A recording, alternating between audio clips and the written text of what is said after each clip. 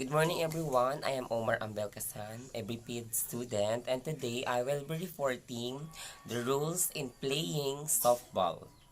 Rule number 1 is the definition. Section 1, Altered Bat. A bat is altered when the physical structure of a legal bat has been changed. For example, of altering a bat are: first, replacing the handle of a metal bat with a wooden or type handle. Second is inserting material inside the bat. And another is applying excessive tape, more than 2 layers, to the bat grip. Or painting a bat at the top or both bottom for other than identification purposes. And replacing the grip with another legal grip is not considered altering the bat. A flare or cone grip attached to the bat is considered an altered bat. So, dito sa altered bat is nagiging altered siya kung nagkakaroon ng panibago sa original structure ng isang bat. Section 2 is appeal play. A live or dead ball appeal is a play or situation on which an umpire cannot make a decision unless requested by a manager, coach, or player of the non-offending team.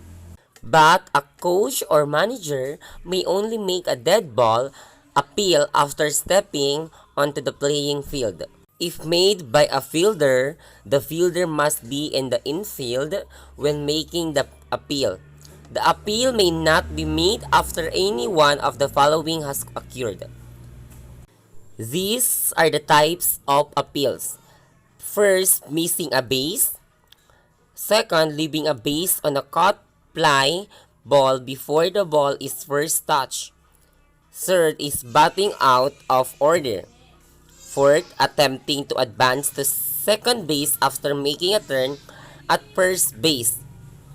Illegal substitutions, the use of announced players under the replacement player rule. Third section is a ball compression. Ball compression is the load force in kilograms, pounds, required to compress a softball of 6.5 millimeter to or 0.25 inches when measured in accordance with the ASTM, American Society for Testing and Materials. Test methods for measuring compressions displacement of softballs. Fourth section is the ball core.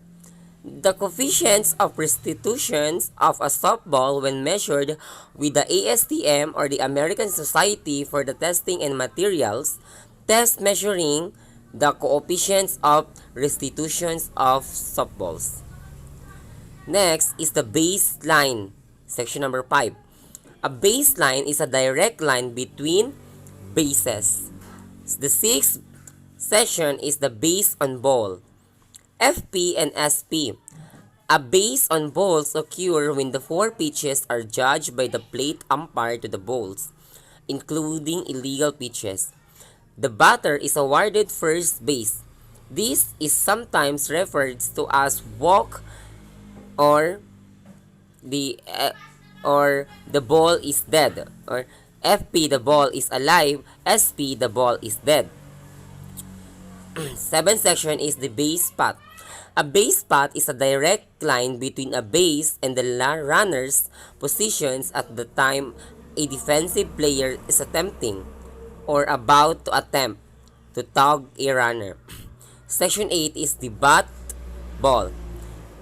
A bat ball is any ball that hits the ball or hit by the bat and lands either in fair or foul territory.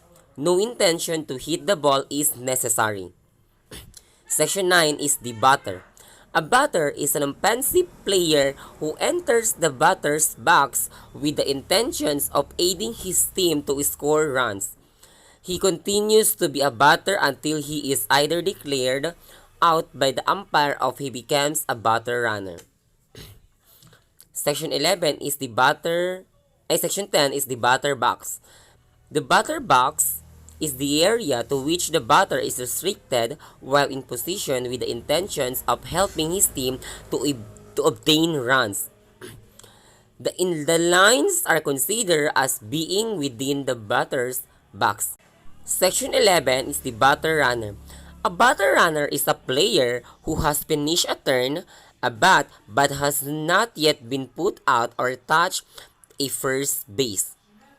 Section 12, batting order.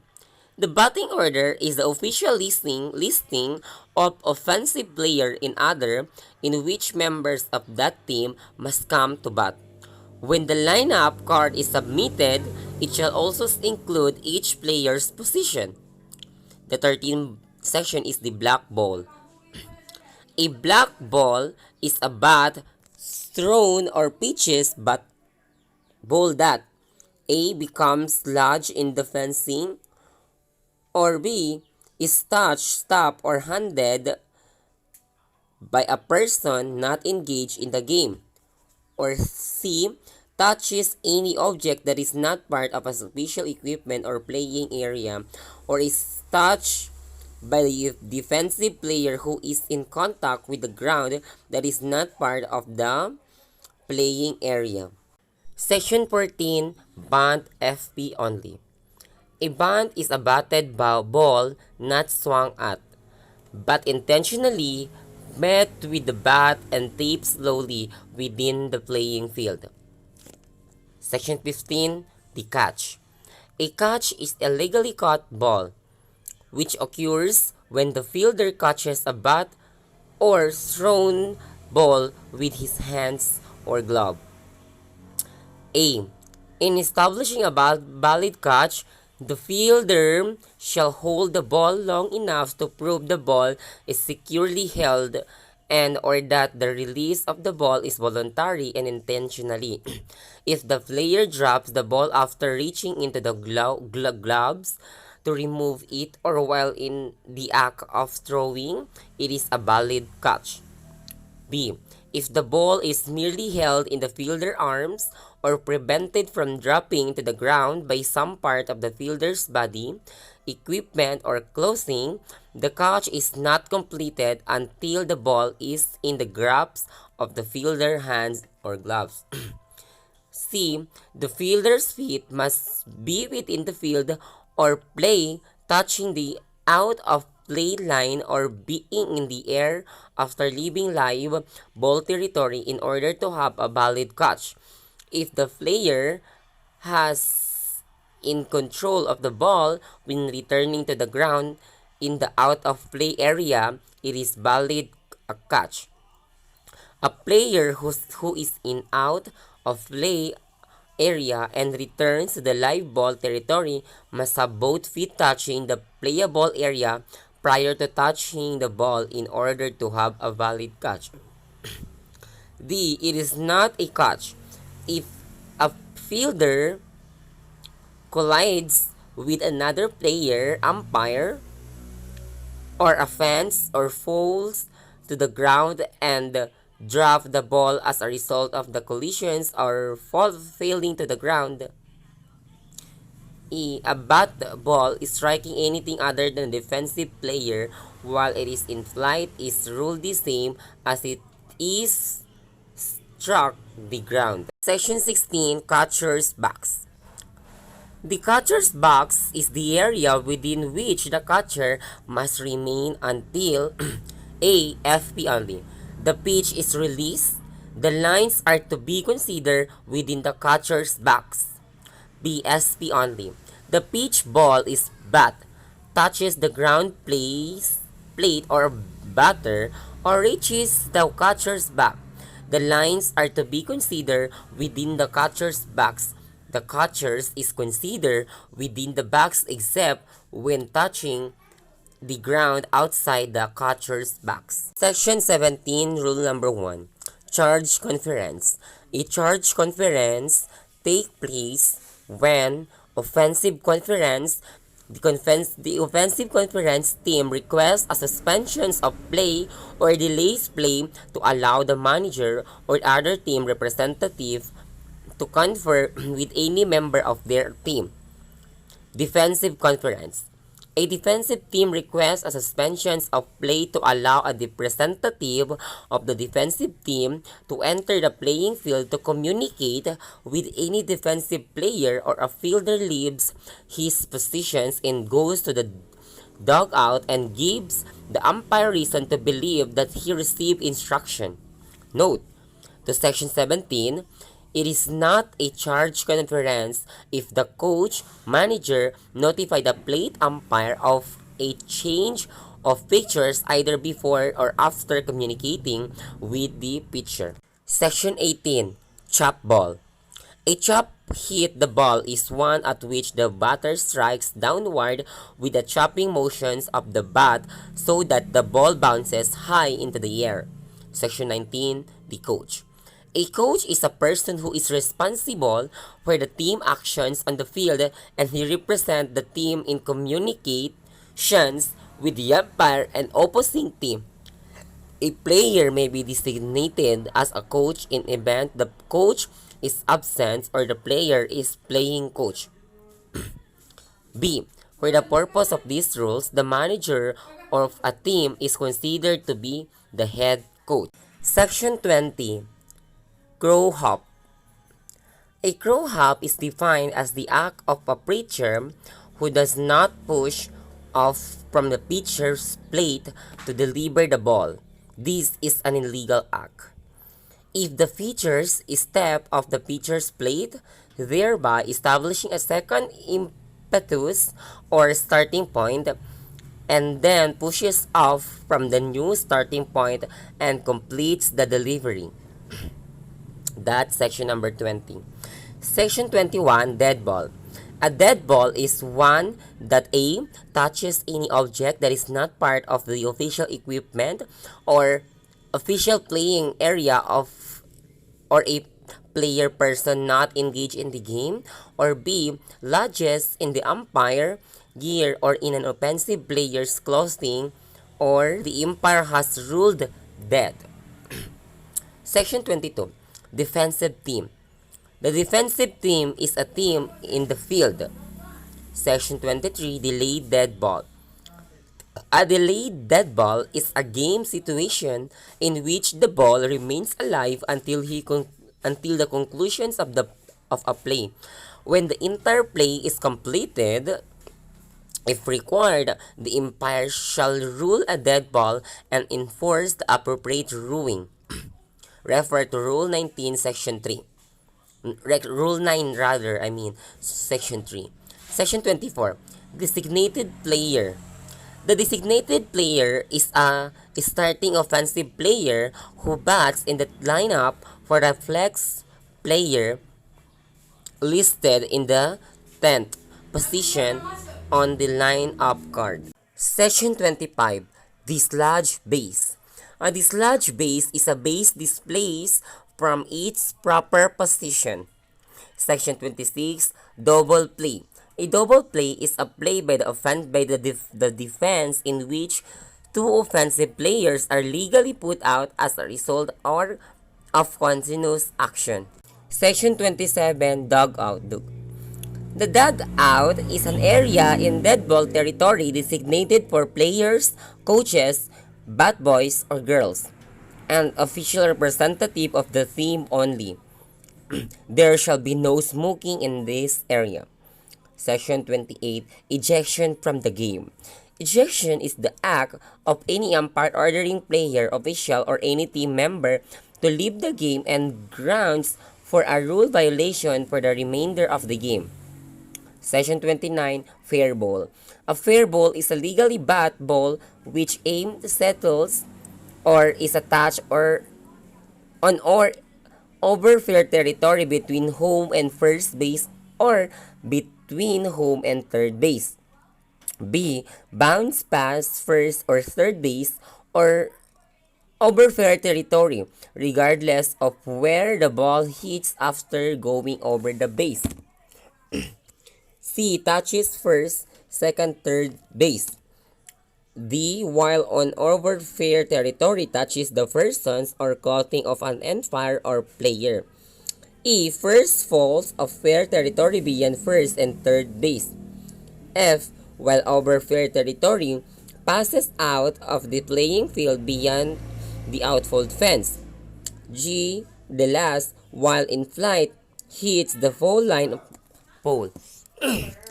Note: a fair fly shall be judged according to the relative position of the ball and the foul line, including the foul pole, and not as to whether the fielder is on fair or foul territory at the time of touching the ball. Does not matter whether the ball first touches fair or foul territory, as long as it does not touch anything foreign to the natural ground in foul territory and complies with all other aspects of a fair ball. Section 30. Fair territory. Fair territory is that part of a playing field within and including the first and third base foul lines from home base to the bottom of the extreme playing field fence and perpendicularly upwards. Section 31. Fake tag.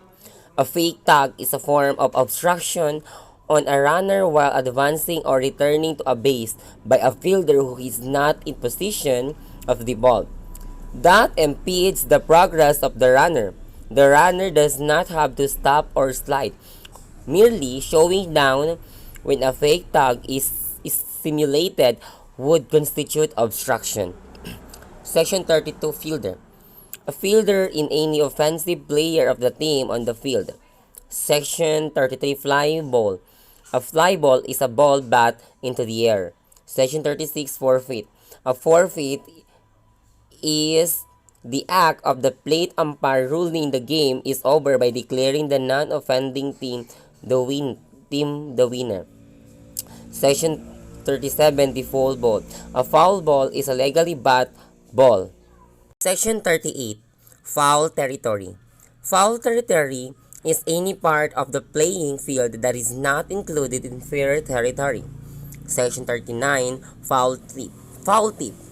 A foul tip is a bat ball which goes directly from the bat to the catcher's hands, goes not higher than the batter's head, and is legally caught by the catcher.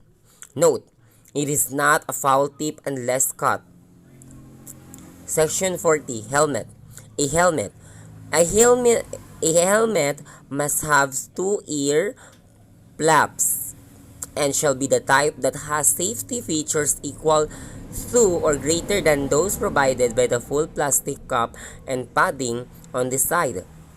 Liner covering the ears only does not meet the rule specification.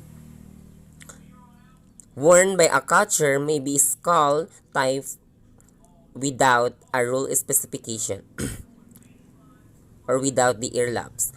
Worn by defensive players does not need ear laps. D. That is cracked, broken, dented, or altered shall be declared an illegal helmet and removed from the game. Section 41. Home team. The home team is a team on whose grounds the ball is played, or in the game is played on the neutral ground. Section 42. Illegal bat. An illegal bat is one that does not mean that the requirement of Rule 3 and Section 1. 43. Illegal extra player. An illegal extra player is one who violates any of the provisions of Rule 7 and Section 3. Illegal pitcher. An illegal pitcher is a player legally in the game, but one who may not pitch as a result of charge conference limit being exceeded or being removed from the pitching positions by the umpire as a result of pitching with excessive speed after a swarming. 42. Section 42 is legal player. An illegal player is a player who takes a position in the lineup either on offense or defense who was not reported to the plate umpire, or a player who takes a position on offense or defense who does not have a legal right to that position. Section 46. Illegal re-entry. An illegal re-entry occurs when a starting player returns to the game a second time after twice being substituted. A starting player returns to the game after being substituted, but not in his original position in the offensive lineup. C. A substitute who has legally been in the game returns to the game after being substituted for by either the original starting player or another substitute, and the starting DP, FE only, or his substitute is placed until the batting order in the positions other than his original starting position. Section 47. Illegal substitute. An illegal substitute is a player who has entered the game without being announced to the umpire. Section 48. Illegally bat ball. An illegally bat ball occurs when the batter hits the ball fair or foul. Section 49. Illegally caught ball. An illegally caught ball occurs when a fielder catches a bat, thrown, or pitch ball with his cap, mask, glove, or any part of his uniform while it is detached from its proper place. Section 50. Ineligible player. An ineligible player is a player who may no longer legally participate in the game because the umpire has removed him. An eligible player may no longer participate as a player but may continue in the game as a coach. Section 55. Ineligible replacement player. An eligible replacement player is a player who may not enter the game to replace a player who must leave the game to attend to an injury that has caused bleeding. An eligible replacement player is one who has been removed from the game by the umpire for a violation of the rules and is in the current lineup. And C is not the current lineup but eligible to re-enter the game. Section 52. In flight. In flight describe many bat, thrown, or pitch ball that has not yet touched the ground or some object other than a fielder. Section 53. In Jeopardy. In Jeopardy, a theme term indicating that the ball is in play and an offensive player may be put out. Section 54 is infield. The infield is that portion of the field in fair territory that includes area normally covered by the infielders. Section 55. Infielder. An infielder are defensive player, including the pitcher and catcher, who is generally positioned anywhere near or within the lines of the base paths forming fair territory. Section 56. Infield fly. An infield fly is a fair fly ball that can be caught by an infielder with ordinary effort when the first and second or first, second, and third bases are occupied before two are out. The pitcher, catcher, and any outfielder that positioning himself in the field on the play shall be considered infielder for the purpose of this rule. Section 57. Inning. An inning is that portion of a game within which the teams alternate an offensive and defense and which there are 3 outs for each team. A new inning begins immediately after the final out of the previous inning. Section 58. Intentionally based on balls. An intentional base on balls occurs when the defensive teams desires to place the batter on first base without the requirement to deliver four pitch balls. This is referred to as an intentional walk. The ball is dead. 56. Section. Intentionally dropped fly ball. An intentionally dropped fly ball is a fair fly ball including a line drive or bunt with less than 2 outs and a runner or on first base which can be caught by an infielder with ordinary effort and the infielder intentionally drops after is controlled with a hands or a glove. Section 60, Interference. Interference is an act of an offensive player or team member that impedes, hinders, or confuses a defensive player attempting to execute a play. Section 61, Leaping or FP only. Leaping is the act of pitcher that causes him to be airborne on his initial move and push from the pitcher's plate. Section 62, Legal Touch. A legal touch or tug is the action of a fielder in touching. Section 63, Legally Caught Ball. A legally caught ball occurs when a fielder catches a bat, thrown, or pitch ball provided it is not caught in the fielder's cap, helmet, mask, protector, pocket, or other part of his uniform. It must be caught and firmly held in the hands or gloves. Section 64. Line drive. A line drive is a ball in flight that is bat sharply and directly into a playing field. Section 62. Line up and line up card. A line up is a list of players who are currently involved playing offensive and defensive position in the game, including the DP and the flex player, and EP if being used. Note, if an incorrect uniform number is listed on the lineup card, it may be corrected and game continued with no penalty. If a player wearing an incorrect number violates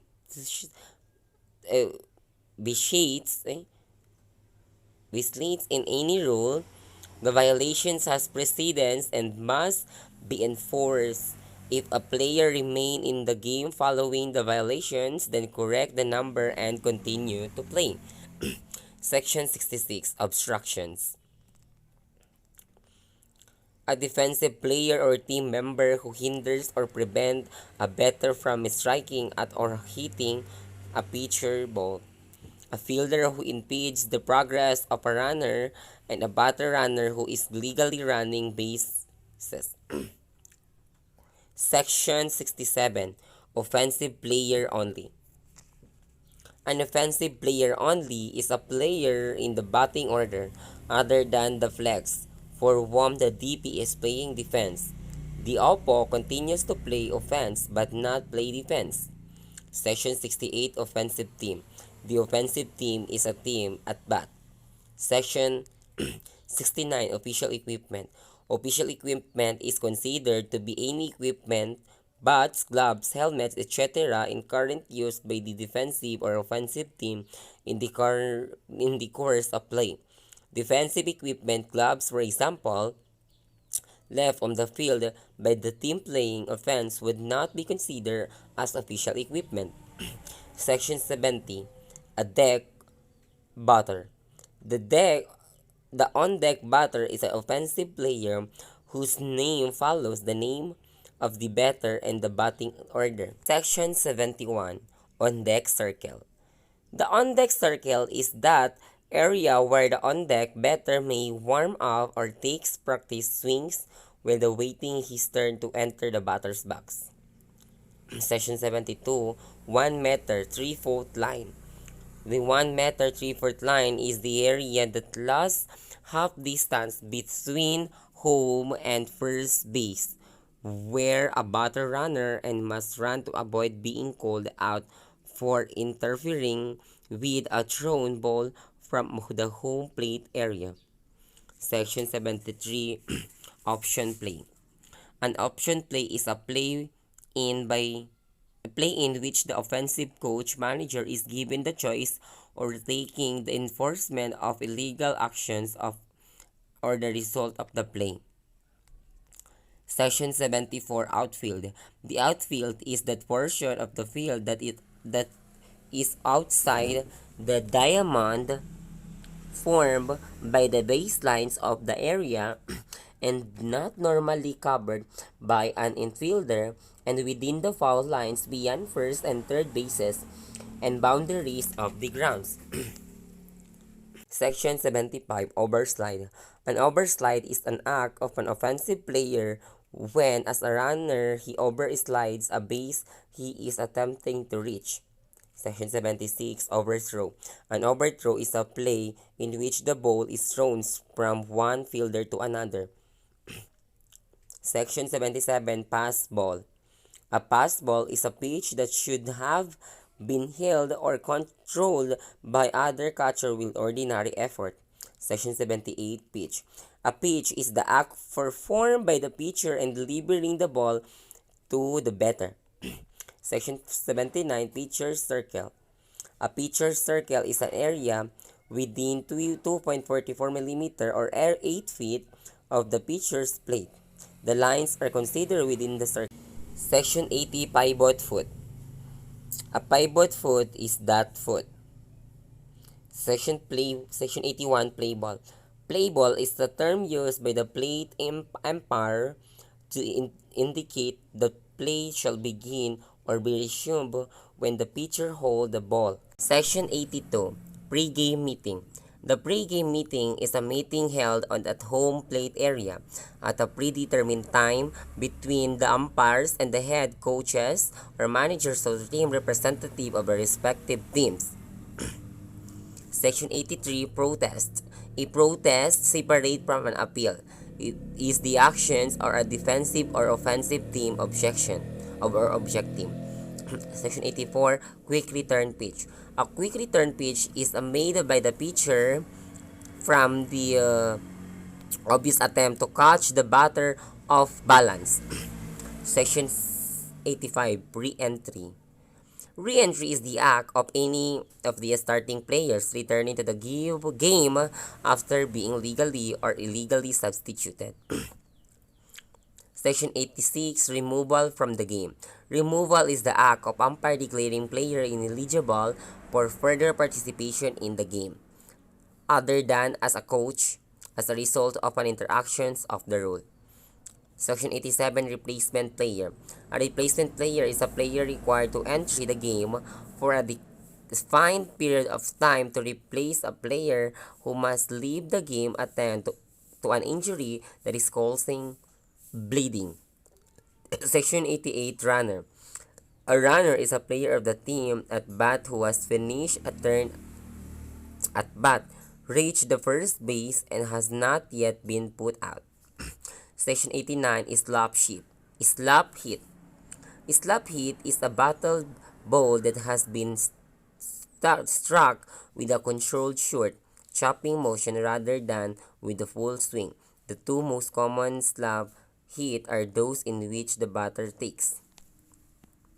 Note, a slap hit is not considered to be bunt. Section 90 is Squeeze Play. A squeeze play is a play in which the offensive team with a runner on third base attempts to score that runner by means of the batter contracting the ball. Section 91 is Starting Players. Starting players are the players listed on the official lineup given the umpire-in-chief and or the plate umpire. Section 92, Stealing. Stealing is the act of runner attempting to advance during after a pitch to the batter. Stealing is not allowed in slow pitch. Section 93 is Strike Zone. Section 94, Substitute. A substitute is a player listed on the official lineup card. Section 95, Tagging Up. Tagging up is the actions of a runner returning to the base or remaining on his base before he legally advances on the batted fly the ball in the first touch by outfielder. Section 96, Team Member. A team member includes any authorized to sit on the team bench. Section 97, Temporary Runner. The temporary runner is a player who may run the catcher of a record from the preceding half inning who is now on base with 2 out. Section 98, Throw. A throw is the act performed by a fielder when throwing the ball to another fielder. Section 99, time. Time is a term used by the umpire to order the suspensions of play during which the ball is dead. Section number 100 is trap ball. A trap ball is legally bat, fly, or line drive that hits the ground and fence prior to being caught, or legally bat fly that is caught against fence with a glove or bar hand, or a thrown ball to any base for a force out which is caught with the gloves under the ball on the ground rather than under the ball, or a pitch ball that touches ground on strike prior to a catcher's catching it. Section 101, triple play. A triple play is a continuous action play by the defense on which three offensive players are put out. Section 102, turn at bat. A turn at bat begins a player first enters the batter's box and continues until the batter is put out or become a batter runner. Section 103, wild pitch. A wild pitch is a pitch so high, so low, or so wide of the plate that the catcher cannot or does not stop and control it with ordinary effort. Section 104, wild throw. A wild throw is a play in which a ball is thrown from one fielder to another and cannot be caught or controlled is not blocked and remain in play. Section 105, withdraw player. A withdraw player is a player forced to leave the game lineup in accordance with the replacement player rule. Rule number 2, the playing field. The playing field is the area within which the ball may legally played and fielded. Section 2, ground or special rules. Ground or special rules establishing the limits of the player field may be agreed upon the leagues of opposing teams whenever backstops, fences, stands, vehicles, spectators, or other obstructions are within the prescribed area. Section 3, the official diamond shall have baselines and pitching distance as set out in the distance table. Section 4, diamond layout. For the layout of the diamond, refer the drawing showing dimension of softball diamond in Appendix 1A. A detailed instructions to lay out a diamond within 18 to 29 meters or 60 feet baselines and 14.02 or 46 feet pitching distance can be found in Appendix 3. Dimensions for the following contained in Appendix 2. A double base is approved for use at first base. This base shall be of the dimension set out in Appendix 1D and made of canvas or other suitable material. Half and base is secured in fair territory, and half the base of a different solid constructing color is secured in foul territory.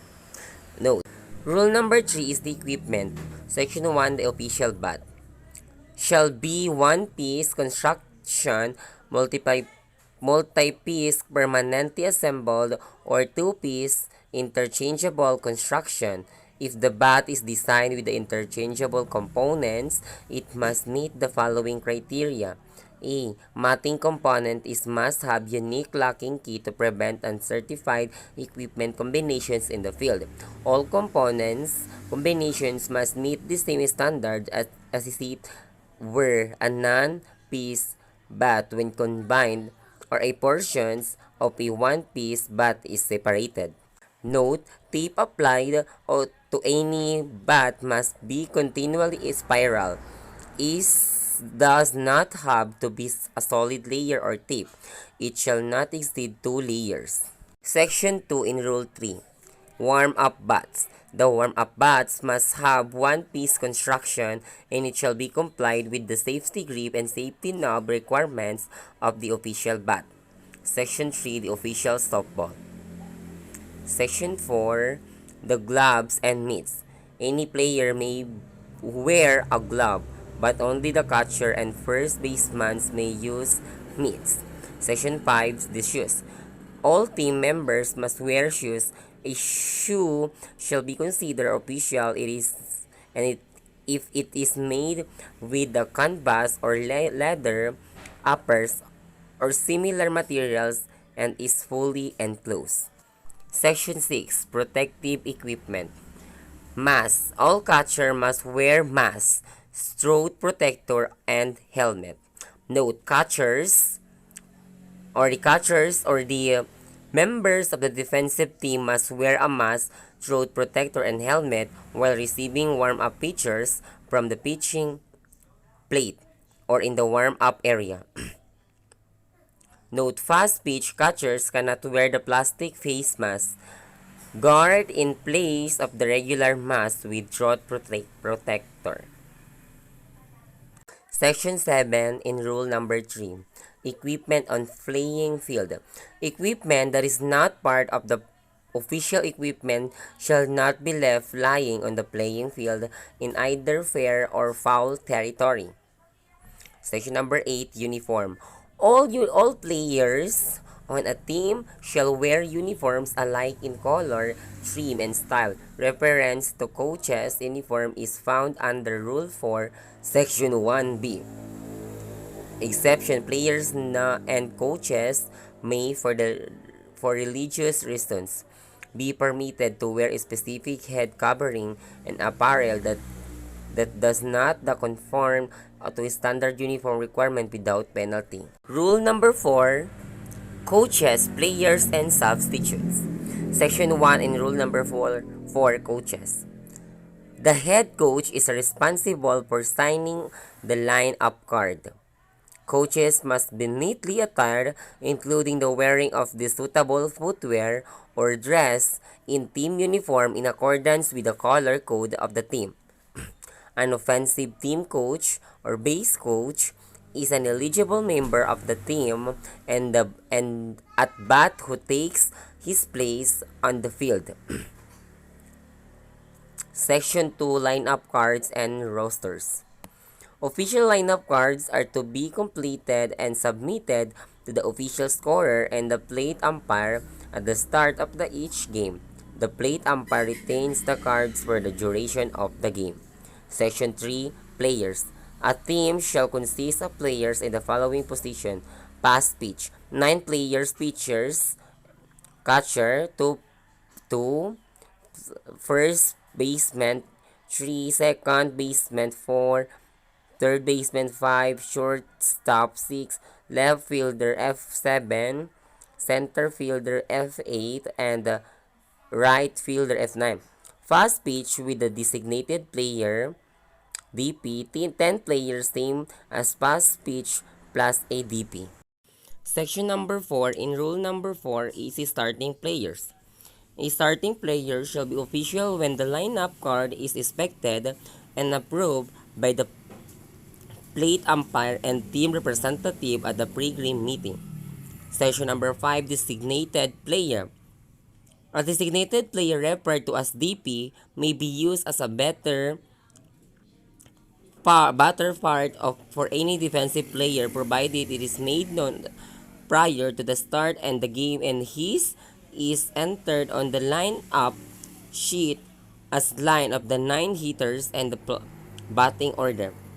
Note, when the flex player plays offense for the designated player is now considered to have left and the game may re-enter once in his place in the batting order. This change must be reported to the plate umpire. Section 6 in Rule number 4 is extra player. An extra player refers to an EP is optional, but if one is used, it must be made known prior to the start of the game, and the player's name listed on the lineup card as one of the 11 hitters in the batting order. Section 7, re-entry. Any of the starting players may be substituted and re-enter once provided such player occupy the same batting position whenever they are in the lineup. Exception: if the starting player currently not in the lineup is brought into the lineup as a replacement player. Section 8 is a substitute or illegal player. A substitute may take the place of a player whose name is in his team lineup. The following regulation govern player substitution. The coach or team representative of the team making the substitutional shall immediately notify the plate umpire and the team enters.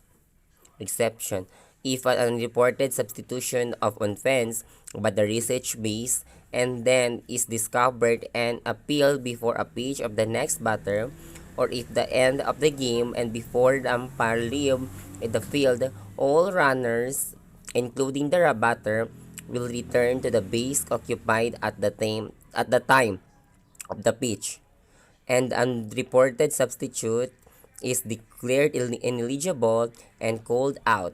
All outs that occur on this play will stand. Section 9. Disputed calls. Any team member disputing any judgment decision by an umpire will constitute a team warning. Any repeat offense shall result in the ejection of the team member. Section 10.